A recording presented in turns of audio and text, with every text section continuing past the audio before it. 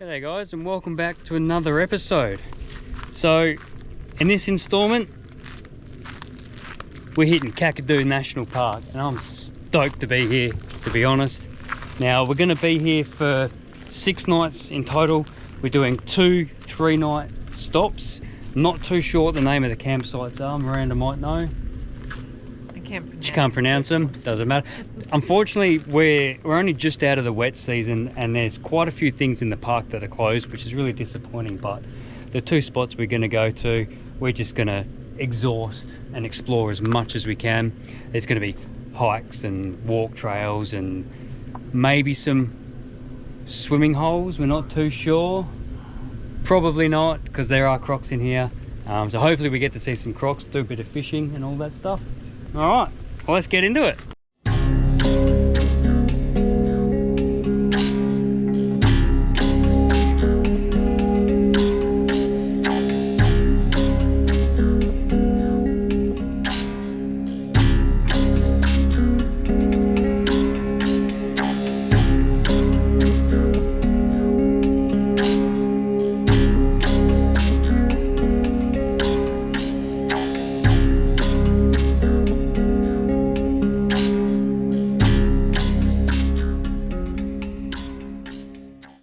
So we're at the campsite and this place is absolutely heaving.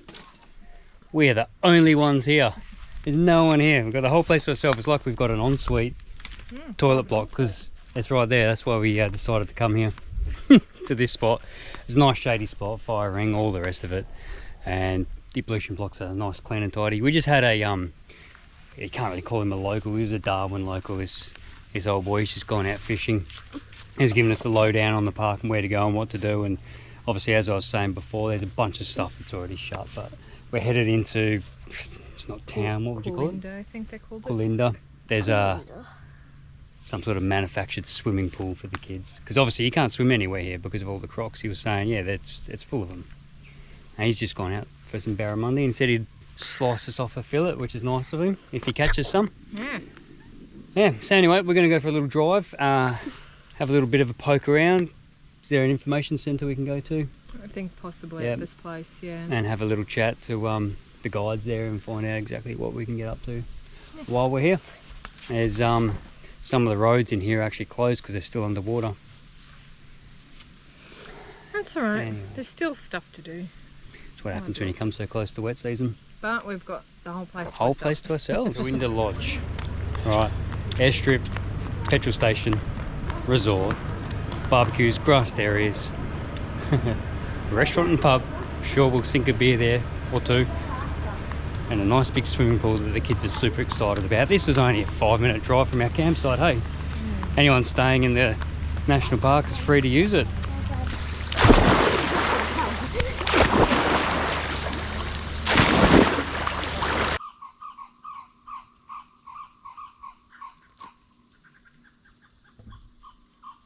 So even the blue-winged kookaburras of the Northern Territory thinks Miranda's cooking is off the charts. Because that's what they come here for, your cooking. I haven't tasted it yet. It probably won't be back tomorrow. If it tastes half as good as it did last night, it's awesome. Bit different, hey, these kookaburras over here. Yeah. Compared to the WA kookaburras, they've got a totally different call. And they look slightly different too. Very similar. You can tell they're kookaburras, but they are different, aren't they? Yeah. They're cool though. They are. Gosh, Yeah, if you had he's the up in right that camera, tree there. Beautiful. And the moon behind him as well. Yeah, that is really cool. Morning.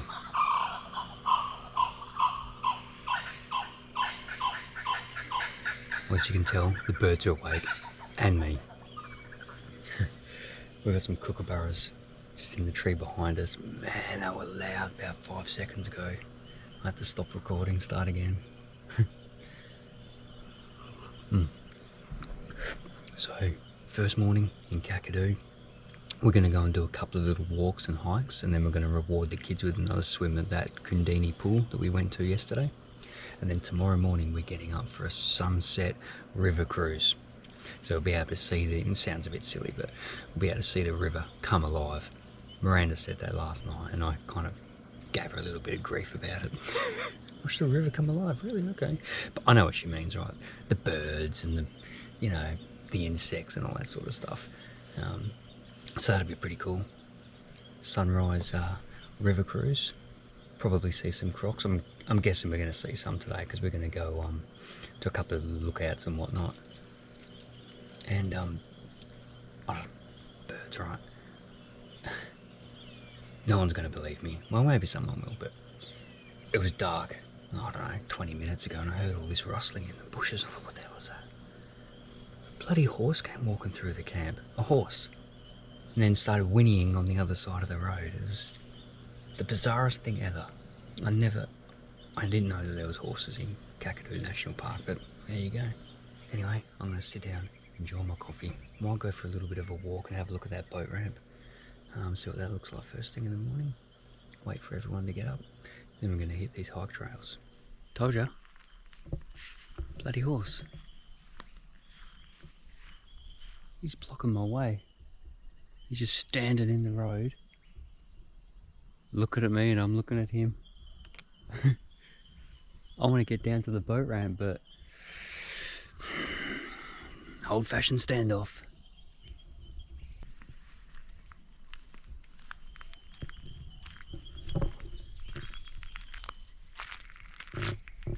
It's these sort of situations I wish I knew a little bit more about animal body language. Oh, well, that's a good sign. Good sign for me anyway. Or maybe not. He sounds pretty grumpy. Yeah. So he's more scared of me than I am of him, which is a good sign. In he goes. Well, I'm glad horses aren't territorial. I think. Alright. Fire ramp's just around the corner here.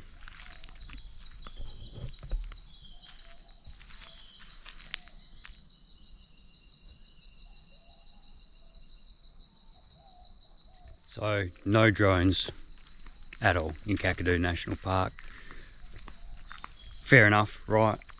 Huge shame though as well, because the footage you'd be able to get on some of these waterfalls, and especially just out there, just flying up and down the river, the sun shining on the bank on the other side. Here's what it is. Rules be rules. Anyway, back to the campsite, breakfast, and then on we go. There's several walks you can do from this starting point of varying difficulty and length. There was a 12-kilometre return, which I don't think we're going to be doing, are we? No, well, if we were going to, we should have started it earlier. I think it's a bit hot today. Yeah, but there's a 1.5k return to a rock art site. It's also a 2k return to a lookout where you can view the entire Kakadu escarpment, and that's the one that we're going to be doing. Apparently it's a really steep climb up, and it's moderate to difficult, I think it said. So that's the one we'll do. 2k return, shouldn't be too hard. Got our water. We'll be able to see some rock art on the way and get really good views from the top.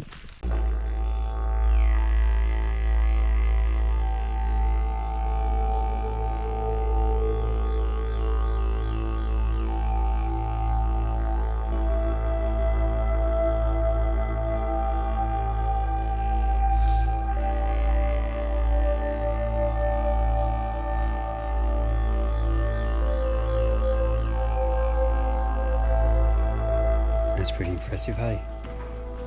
Huh. Now this is cool. Very cool. What an impressive campsite that would have made, 5,000 years ago. Far out. Yeah. So we're actually not entirely sure which walk we're on at the moment, but we'll see where it ends up. And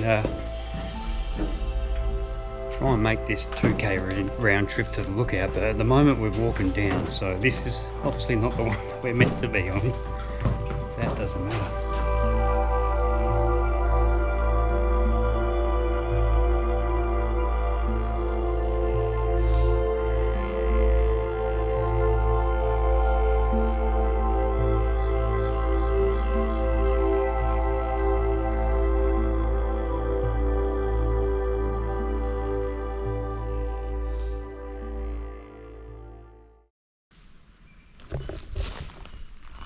got a little bit confusing there for a while until we came across a map, and yeah, it's just a big loop basically. We took a little offshoot for that rock art, and now we're on the main track for this lookout.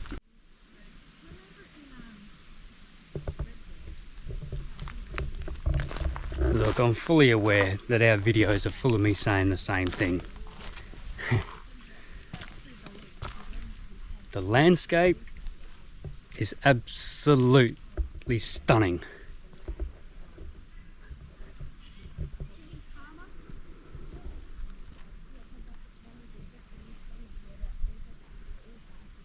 It's just breathtaking, and to be able to bring our kids along and do it, even though they don't appreciate it now, hopefully one day they will, and we'll have these videos for them to look back on with fond memories, hopefully.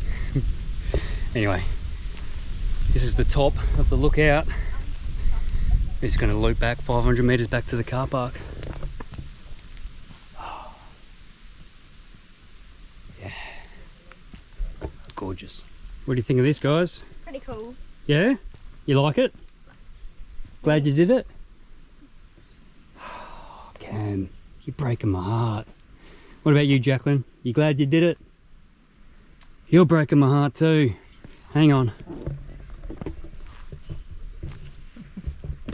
Are you glad you did it? Oh, all of them. Nah, it's pretty spectacular. It's fantastic is what it is. Right up, seems better. What you have?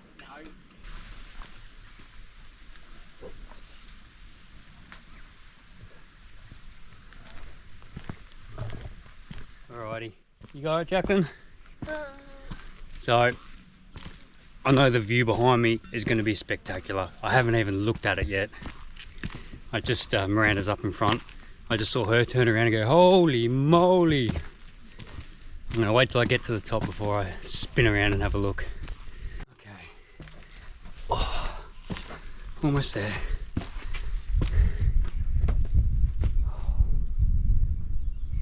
Oh wow. Yeah, you're right. Let's go. Wow.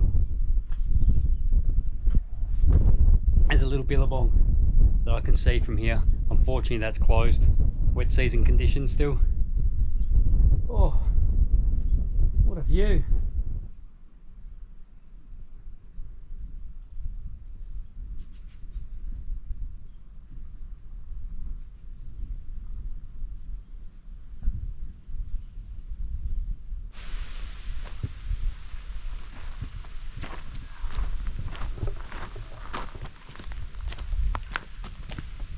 Alrighty, well this is the last little walk for the day. 4-kilometre return. They say 2.5 hours, but it says moderate to easy walk trail. I can't see it taking us 2.5 hours. Hour and a half. The kids are pretty over it. But we have just promised them that we will be going to the Kawindi resort or lodge, whatever it's called, for a swim. On we go. Let's go check out some more rock art.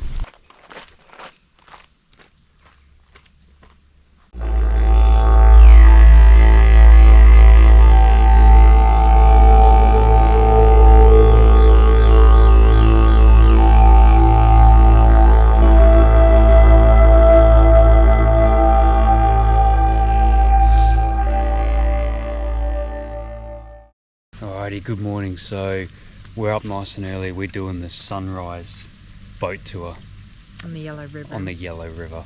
It's $400 for a family of 4. A bit more than that. Oh, is it really? But there are a couple of inclusions. We get cold water. So, awesome. And we'll get beautiful views. We'll get so, beautiful views, yeah. yeah. Ladies and Anyway. gentlemen, we call this the rage in the cage down here. Stay within the cage, otherwise you'll get the crocodile's rage. Watch your head, watch your step, watch the crocs.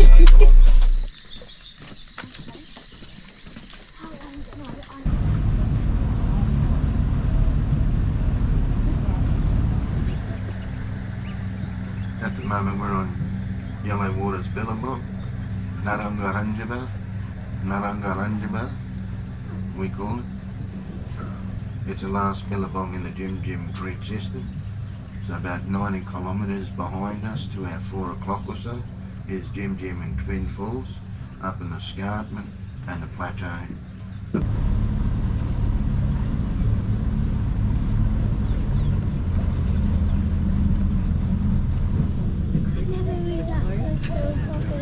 It's a selfie.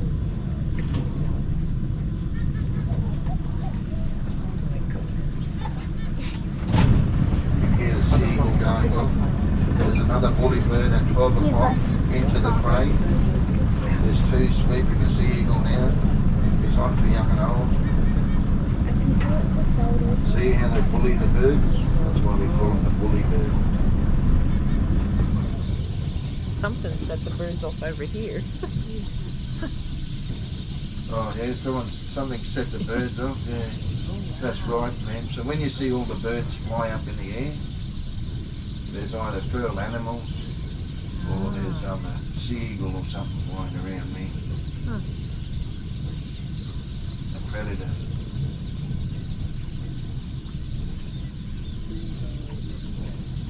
We've got about 150,000 crocodiles just in the Northern Territory up north here. In the whole of the Northern Territory we've got only about 250,000 odd people.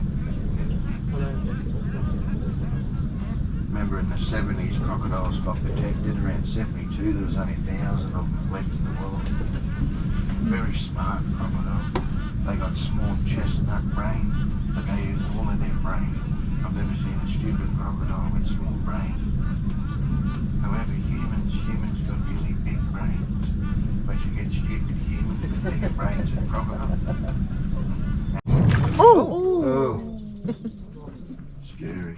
He just got a fish. I think he just ate something. The big one.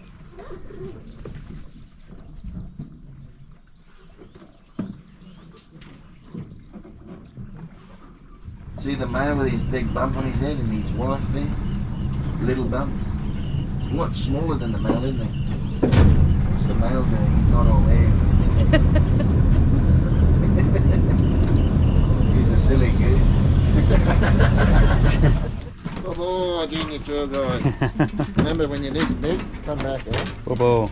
Righto. Well, that tour was fabulous. Yeah. I know, that was really good. Saw loads of stuff. And this morning, the tour guide he was quite funny actually, real dry sense of humour. He's a local guy. Yeah. He was saying this morning when you get off the bus and you walk to the pontoon, don't dawdle, hurry, hurry. And the walkway's got cages around it. It's like, oh yeah, it must be crocs around here. Then on the way back, there was a massive big male crocodile within, what, 10 metres of the walkway. And he can actually have full access to where the buses were parked. Yeah. And the water was actually up on the car parks. So, yeah, there's a reason why they say don't dawdle. Yeah. I thought he was just joking around, eh? No. Oh, that was cool, No, man. that was a fantastic morning. Yeah. And Cam got nicknamed Junior Tour Guide because he spotted about 3 or 4 crocs before anyone else. So well done, Camo.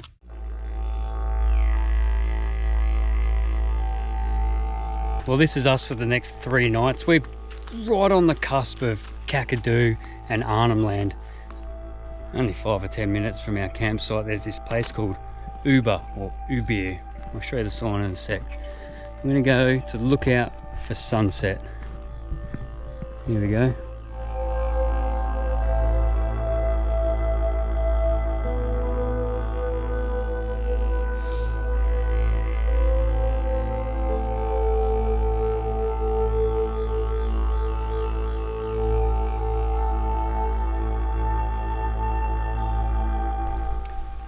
Back here to get a closer look at some of these art sites. The art galleries, or the paintings, the cave paintings, they represent tens of thousands of years worth of Aboriginal history.